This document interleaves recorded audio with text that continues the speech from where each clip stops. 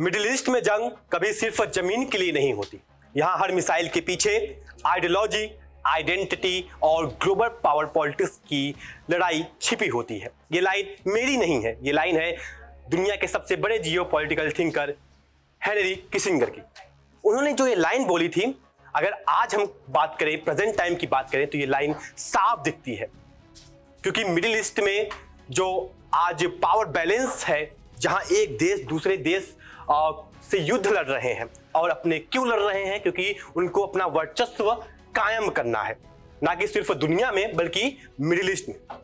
Middle east दुनिया के लिए इतना इंपॉर्टेंट क्यों है, इतना महत्वपूर्ण क्यों है? क्योंकि मिडिल ईस्ट में है तेल और गैस, जिससे पूरा दुनिया चलता है। अगर आज तेल और गैस ना हो तो दुनिया में बहुत सारे समस्याओं का सामना करना पड़ता है। जैसे कि आज हमारे देश में भी जनता त्रस्त है गैस को लेकर के और तेल को लेकर के। और प्रधानमंत्री नरेंद्र मोदी ने साफ कहा है कि एक साल तक हम जितना कम कर सके गाड़ियों का यूज करना, यानी पेट्रोल डीजल जितना भी कम कर सके, उतना हमारे देश के लिए फायदा होने वाला है। प्रधानमंत्री नरेंद्र मोदी यूएई विजिट करते हैं और इसका सबसे बड़ा केंद्र बिंदु होता है ऑयल एंड गैस। तो आज हम इस मिडिल ईस्ट की पॉलिटिक्स को आपको बहुत ही आसान भाषा में समझाएंगे। जो जियो पॉलिटिक्स की सबसे बड़ी थियरी है, कॉन्स्पिरेसी थियरी, चाहे बात करें वर्ल्ड सिस्टम थियरी, इन सब चीजों को आपको बहुत आसानी भाषा में समझाएंगे कि आखिर इजराइल और अमेरिका ईरान के पीछे क्यों पड़े हैं। इजराइल और खासकर मिडिल ईस्ट की जो कंट्री है, वेस्ट एशिया की कंट्री है, सुन्नी बाहुल देश, वो ईरान को एज अ रीजनल थ्रेट क्यों समझती हैं। तो सबसे पहले बात करते हैं ट्रंप और नेतन्याहू के बीच हुई फोन कॉल। और ये फोन कॉल खासकर मिडिल ईस्ट पॉलिटिक्स को पूरी तरीके से बदल देने वाली है। जहां पर एक तरफ लोग कहते थे कि भाई जो इजराइल और अमेरिका की दोस्ती है, ऐसी दोस्ती पूरे वर्ल्ड में किसी की भी नहीं है, क्योंकि इजराइल जो चाहता है वो दुनिया में करता है। वो जब चाहे तब कतर पे बॉम्ब कर देगा, जब चाहे तब गाजा में कुछ भी कर देगा, लेबनान में हवाई हमले कर देगा, लेकिन उसे कोई नहीं बोलने आता। ना कोई जो वर्ल्ड में जो इंस्टीट्यूशन बनी है, चाहे वो यूनाइटेड नेशन हो या कोई और संस्था, कोई भी इजराइल को क्यों नहीं बोलता? क्योंकि उसके पीछे हाथ है, वो है सुपर पावर अमेरिका का। लेकिन आज यही super power America middle east में एकदम खिरता हुआ दिख रहा है। यही नेतन्याहू जिस तरीके से डेंगे आंक रहे थे कि हम ईरान का अस्तित्व मिटा देंगे, लेकिन आज कहीं ना कहीं इजराइल के अस्तित्व पे खतरा आ गया है। क्योंकि ट्रंप और नेतन्याहू के बीच कुछ दिन पहले बात होती है, और ये जो फोन कॉल्स होती है, इसमें कहा गया कि इन दोनों की जो बातचीत हुई ये नहीं हुई। और इसके पीछे का रीजन आपको हम आसान भाषा में समझाते हैं कि आखिर लड़ाई क्यों हुई, ट्रंप और नेतन्याहू भिड़े क्यों, आखिर नेतन्याहू क्या चाहते हैं ट्रंप से, अमेरिका से और ईरान से। इसे आइए आसान भाषा में समझते हैं। नेतन्याहू की सोच ये है कि हम ईरान के अंदर जाकर, देश के अंदर घुसकर हमला करें और ईरान के अंदर जो 400 किलो एनरिच यूरेनियम है उसको ले। तो ये सब जो मुद्दा है, इस सब के बीच, इन्हीं सब के लेकर के ट्रंप और नेतन्याहू आपस में लड़ते हैं। ट्रंप जहां एक तरफ से पेशेंस दिखाते हैं, धैर्य दिखाते हैं, वहीं दूसरी तरफ नेतन्याहू आक्रोशित होकर बात करते हैं। नेतन्याहू पावर की बात करते हैं, वहीं डोनाल्ड ट्रंप, जैसा आप जानते हैं कि डोनाल्ड ट्रंप इससे पहले बिजनेसमैन थे, वो प्रॉफिट एंड लॉस देख रहे हैं। और दूसरी तरफ नेतन्याहू क्या देख रहे हैं? सिर्फ और सिर्फ पावर। उन्हें, नेतन्याहू को क्या लग रहा है, क्या भ्रम है कि हम बहुत पावरफुल कंट्री हैं, चाहे वो अमेरिका हो या इजराइल हो, हम टेक्नोलॉजी में बहुत आगे हैं और ईरान जैसे देश को आसानी से हम खत्म कर सकते हैं। ये इनकी सोच है नेतन्याहू की, जिसके बीच जो फोन कॉल्स हुई, दोनों में लड़ाई होती है। और इन लड़ाई के बीच में क्या मीडिया में खबर आती है, आइए उसे हम आसान भाषा में आपको समझाते हैं एक एक करके।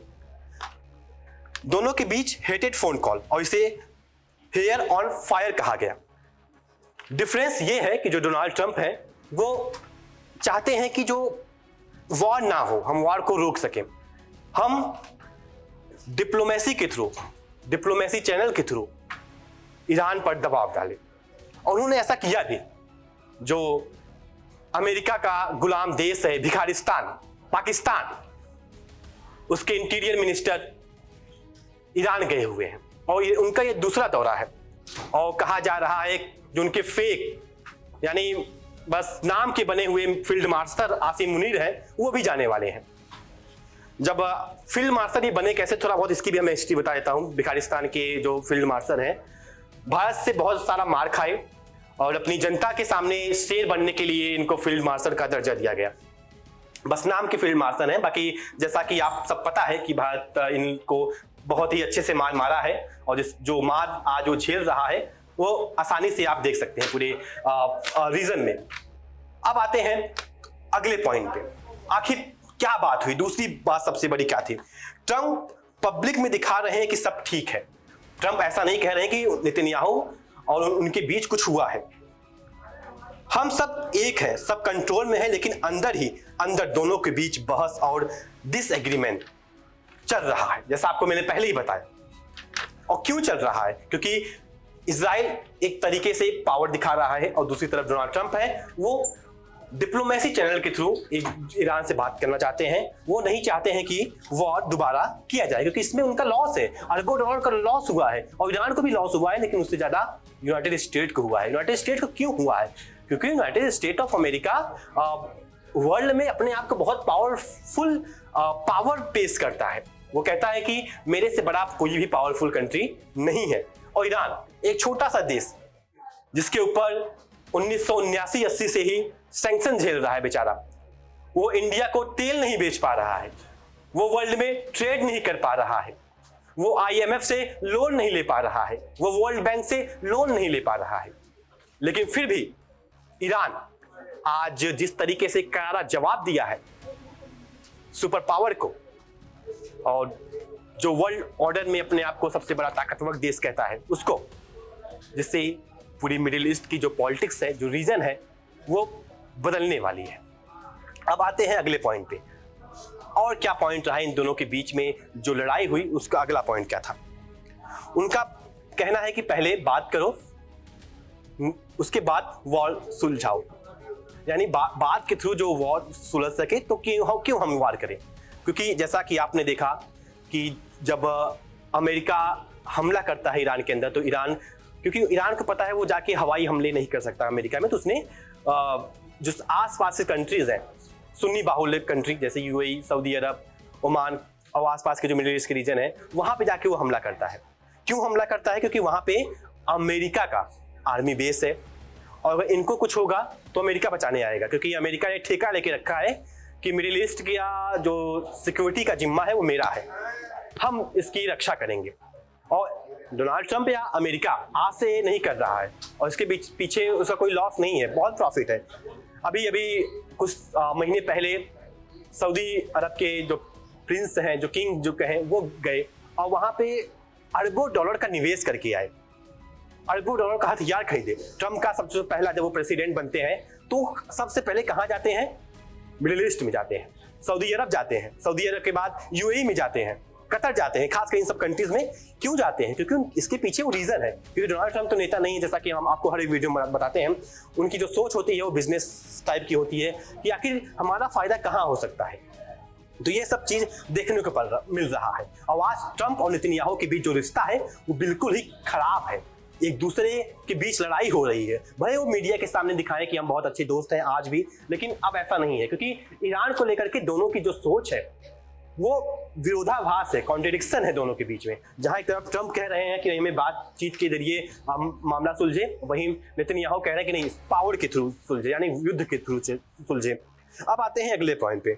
ट्रंप बहुत प्रेशर में है, जैसा आप सबको पता है। क्यों प्रेशर में है, इसके पीछे आइए और रीजन समझते हैं। यूएस की जनता, यानी गल्फ कंट्री, सऊदी अरब हो या UAE हो, ये लोग जो गोल्ड इमेज है, इसलिए वो जल्दबाजी में युद्ध नहीं करना चाहते, क्योंकि इनका दबाव है। अभी कुछ दिन पहले जब वो कह रहे थे कि हम जाके ईरान के अंदर हमला करने वाले हैं, तो कहते हैं कि भाई सऊदी अरब, UAE से कॉल आता है, कतर से कॉल आता है कि अभी कुछ दिन के लिए युद्ध रोक दीजिए, क्योंकि जो डिप्लोमेसी, जो बातचीत चल रही है बहुत अच्छा चल रही है, ऐसा कुछ फ्यूचर में नहीं हो सकता है। लेकिन फिर से कुछ दिन बाद कहते हैं कि भाई हम फ्राइडे सैटरडे संडे को कुछ कर देंगे। अब कह रहे हैं कि जो पाकिस्तान है, बिखारिस्तान है, उसके इंटीरियर मिनिस्टर और जो फेक फील्ड मार्शल हैं जो आसिम मुनीर, वो गए हैं, वो कुछ ना कुछ करेंगे। बातचीत जारी है। कतर भी इसमें मध्यस्थता करता हुआ नजर आ रहा है, लेकिन कतर की कोई भी ऐसे मतलब जो वहाँ पे डिप्लोमेट हो या अधिकारी हो वो नहीं गया है, लेकिन हाँ पाकिस्तान के अधिकारी गए हैं। तो ये चीज चल रहा है दोनों के बीच, जो लड़ाई है ये देखने को मिल रही है। ट्रंप क्या बताते हैं? ट्रंप ने बोला कि कतर और पाकिस्तान ने एक प्लान बनाया है। इस प्लान को ध्यान से सुनिए। यूनाइटेड स्टेट ऑफ अमेरिका और ईरान एक डॉक्यूमेंट साइन करेंगे और वार ऑफिशियली खत्म करेंगे। फिर 30 दिन का कूलिंग पीरियड, बाद में इन मुद्दे पर बात होगी। Nuclear programme, strait of Hormuz और मिलिटेस पे। स्टेट ऑफ हॉर्मुज और ईरान का जो न्यूक्लियर है, ईरान हमेशा से कह रहा है कि हम जो अपना जो न्यूक्लियर बना रहे हैं वो किसी को बम के लिए नहीं बना रहे हैं, किसी देश पे हमला करने के लिए नहीं बना रहे हैं, ये हम बना रहे हैं बिजली उत्पादन के लिए, हमारे आत्मरक्षा के लिए। लेकिन ट्रंप और खासकर बेंजामिन नेतन्याहू, और खासकर नेतन्याहू, मैं पर्सनली नेतन्याहू का नाम लूंगा, वो आज से नहीं बल्कि 2012 से 13 से हर समय वो कहते रहे कि भाई ईरान बम बनाने वाला है, बस कुछ ही दिनों बाकी है और ईरान बस बना ही लिया है परमाणु बम। लेकिन ऐसा कुछ नहीं है। ईरान पिछले कई दशकों से ऐसा कुछ खबर नहीं आई कि बना लेगा, और अभी ऐसा फ्यूचर में भी खबर नहीं आ रही। तो कुछ दिन पहले वहाँ के जो ईरान के नेता हैं वो कह रहे थे कि हमने 60% एनरिच कर लिया है, बस कुछ ही दिन में हम परमाणु बम बना लेंगे। वहाँ से भी बयान आता है, जिसके कारण ये एक विरोधाभास दिखता है दोनों देश के बीच में, क्योंकि ईरान कभी कुछ और कहता है और फिर कभी कुछ और कहता है। तो ये सब जो पेच फंस रहा है, जिसके कारण युद्ध विराम नहीं हो पा रहा है, क्योंकि इसमें इजराइल का सबसे बड़ा रोल होता है, क्योंकि जब तक इजराइल नहीं चाहेगा तब तक वॉर नहीं रुकने वाला है। ठीक है, अमेरिका इससे पहले भी 1 साल पहले जब वॉर हुआ था, अमेरिका डोनाल्ड ट्रंप जाके युद्ध रुकवा दिए, उसका क्रेडिट ले रहे थे, नोबेल प्राइज चाहिए, लेकिन फिर भी दोबारा युद्ध शुरू हुआ। तो ये आप देख सकते हैं। अब अगले पॉइंट पे आते हैं कि ये युद्ध बात क्या हुई फोन कॉल पे। नेतन्याहू इस प्लान से खुश नहीं है। किस प्लान से खुश नहीं है? जो ट्रंप कर रहे हैं, यानी टेबल पे बातचीत करना, दोनों नेताओं जो ईरान के डिप्लोमेट्स हैं, यूएस के डिप्लोमेट्स, इनके थ्रू जो बातचीत चल रही है, इससे वो खुश नहीं है, क्योंकि इसे लगेगा कि इजराइल हार गया, ईरान का न्यूक्लियर इश्यूज अनसॉल्व्ड रहेगा। उनका कहना है कि धूरा यानी पीस फ्यूचर में बड़ा खतरा हो सकता है, क्योंकि इजराइल और जो मिडिल ईस्ट की कंट्री है वो ईरान को एज अ रीजनल थ्रेट देखता है। ईरान को समझता है कि हमारे अस्तित्व के लिए खतरा है, क्योंकि ईरान इजराइल के जन्म को नहीं मानता, जैसा कि आप जानते हैं। और नेतन्याहू आज से नहीं बल्कि पिछले कई दशकों से कहते आ रहे हैं। अगर आप देखें इजराइल के आसपास जो कंट्रीज हैं, लेबनान हो गया या फलस्तीन हो गया, वो इसके दो अंदर जो 2 गुट हैं, खासकर हिजबुल्ला और हमास, ये दोनों देश इजराइल के अंदर हवाई हमले करते हैं।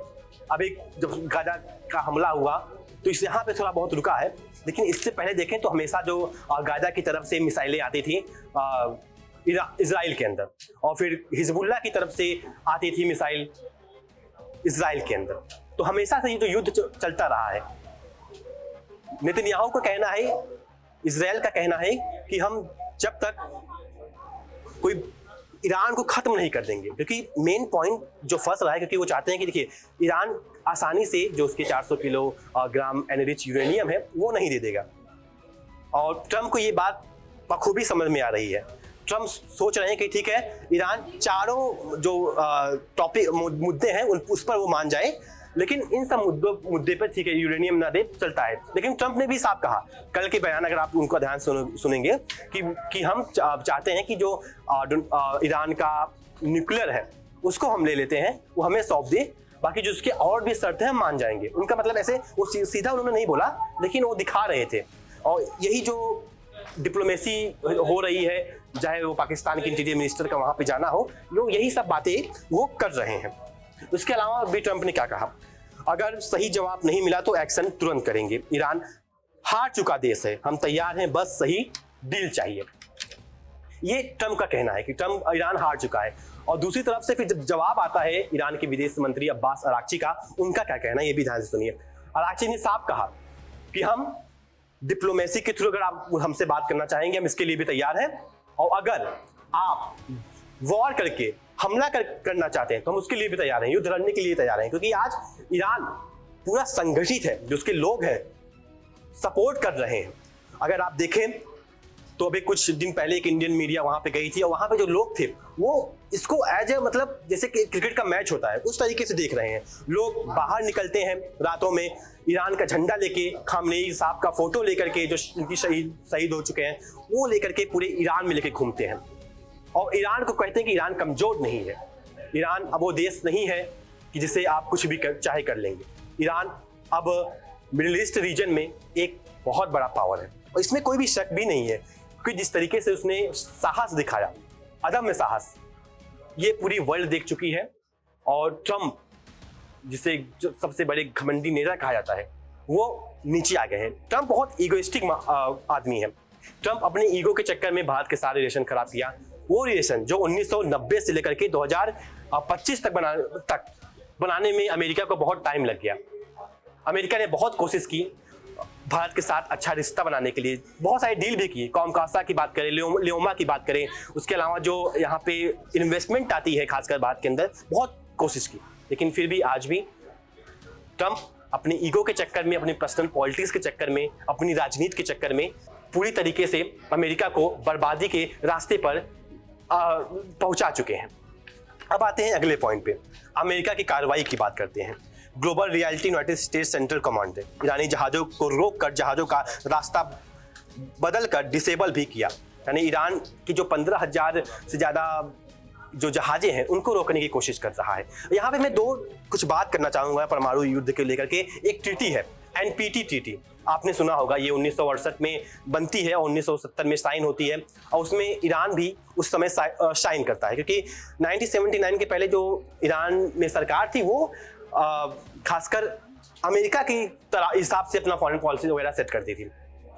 लेकिन NPT जो ट्रीटी है जो 1968 में साइन होता है, फिर 1970 में लागू हो जाता है, उसमें 190 देश हैं और ईरान ने इसको साइन कर दिया है। तो NPT क्या कहता है कि जो भी देश NPT को साइन कर चुके हैं वो कभी भी फ्यूचर में परमाणु बम नहीं बना सकते।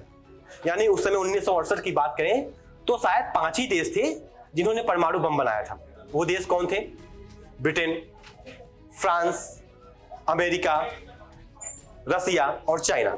उसके बाद इजराइल बनाता है, इंडिया बनाता है, इंडिया के बाद ही पाकिस्तान बनाता है, और उसके बाद बनाता है नॉर्थ कोरिया। यानी अगर वर्तमान में बात करें तो 9 ऐसे स्टेट्स हैं जिन्होंने परमाणु बम बनाया है।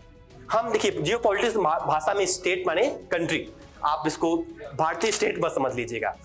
तो ये पूरा इसके मैटर एंड फैक्ट है। दोनों के बीच जो हेटेड फोन कॉल ही, जैसा कि मैंने आपको बताया, और लड़ाई झगड़ा हुई, आपस में बहुत आधे घंटे कॉल चले, और जिसके कारण दोनों देशों के बीच इस समय बहुत ही गहमा गहमी है। अब आते हैं अगले पॉइंट पे। डोनाल्ड ट्रंप साफ कह रहे हैं कि अमेरिका ईरान का हाईली एनरिच यूरेनियम अपने कंट्रोल में लेना चाहता है। वो कहते हैं कि हम इसे नष्ट कर देंगे लेकिन ईरान को नहीं रखने देंगे। यानी ट्रंप को कहीं ना कहीं डर है कि अगर आज ईरान परमाणु बम बना लेता है तो उसका खतरा पूरे मिडिल ईस्ट के रीजन में, खासकर जो उनका पालतू देश है इजराइल, उस पर असर आ सकता है। और इसको नेतन्याहू को लेकर उसका डर भी है।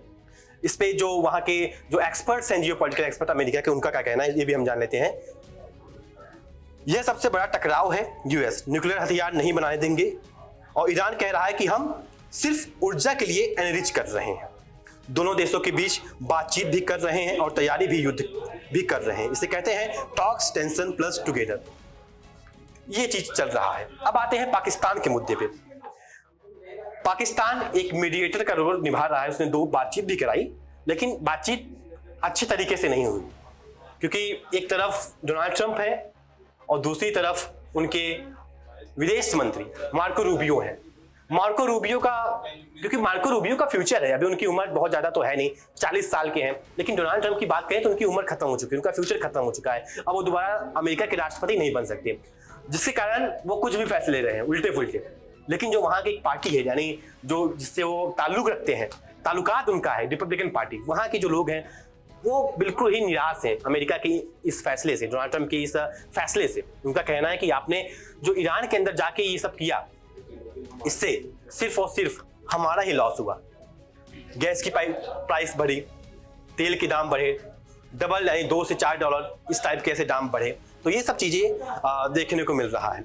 उसके बाद स्ट्रेट ऑफ हॉर्मुज दुनिया का सबसे अहम तेल रास्ता है, ईरान कह रहा है कि हमें कंट्रोल करेंगे, और वहीं यूएस कह रहा है ये इंटरनेशनल रूट है, यहाँ कोई टोल नहीं लगेगा।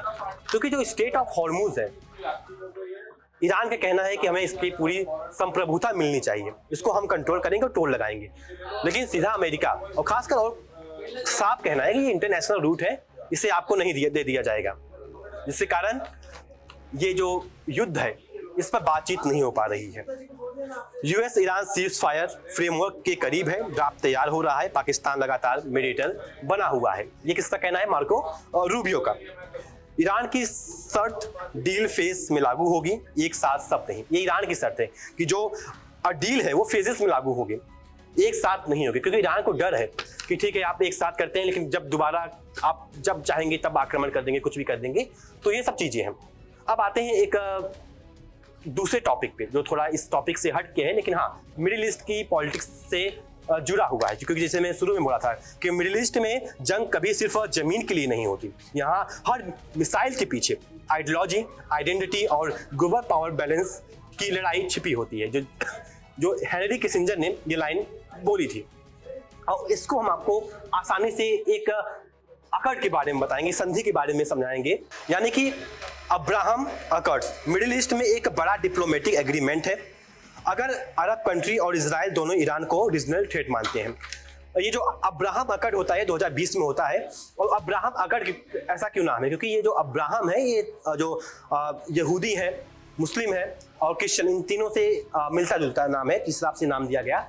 और यूएई, खासकर ओमान की बात करें, सूडान की बात करें, तो ये सब कुछ कंट्री मुस्लिम बाहुल कंट्री थी जिन्होंने इजराइल के अस्तित्व को पहचाना और उनको जन्म को नाम दिया, और उनके डिप्लोमेट्स चैनल के थ्रू बातचीत शुरू हो गई है। और इसका साफ फायदा मिल रहा है इजराइल को और तमाम कंट्रीज जो इस अकॉर्ड में शामिल हुई। और सऊदी अरब भी इसमें जाना चाहता है। अगर सऊदी अरब चला जाएगा तो पूरी जो मिडिल ईस्ट की पॉलिटिक्स है वो बेहद बदल जाएगी। तो जैसा कि आपको मैंने बताया कि मिडिल ईस्ट में घमासान जारी है। मिडिल ईस्ट में इस समय सबसे बड़ा बहस का चल रहा है, वो चल रहा है कि हाँ ट्रंप और नेतन्याहू के बीच झगड़ा हुआ है, बातचीत नहीं हो रही है। ट्रंप कुछ और अलग तरीके से सोच रहे हैं और डोनाल्ड ट्रंप अलग तरीके से सोच रहे हैं। तो ये सब जो टॉपिक चल रही है ये बेहद ही खतरनाक होने वाली है। बाकी फिलहाल हमारे इस वीडियो में अभी तक के लिए इतना ही, और इस एनालिसिस को लेकर के आप क्या कुछ सोचते हैं अपना राय कमेंट सेक्शन में जरूर साझा करें। वीडियो कैसी लगी ये भी बताएं, और आप ईरान, अमेरिका और इजराइल के युद्ध को लेकर के आपका पर्सनल क्या राय है, और ट्रंप और नेतन्याहू के बीच जो ये फोन कॉल्स में लड़ाई हुई इसे लेकर के आप क्या कुछ सोचते हैं, अपना राय कमेंट सेक्शन में जरूर साझा करें। तब तक के लिए नमस्कार। देखिए इंडिया डेली 24/7 अब आपकी स्मार्ट टीवी पर। इंडिया डेली मौजूद है सभी डिजिटल प्लेटफॉर्म पर लाइव और लगातार। इंडिया डेली 24/7 हर दिन राष्ट्र को समर्पित।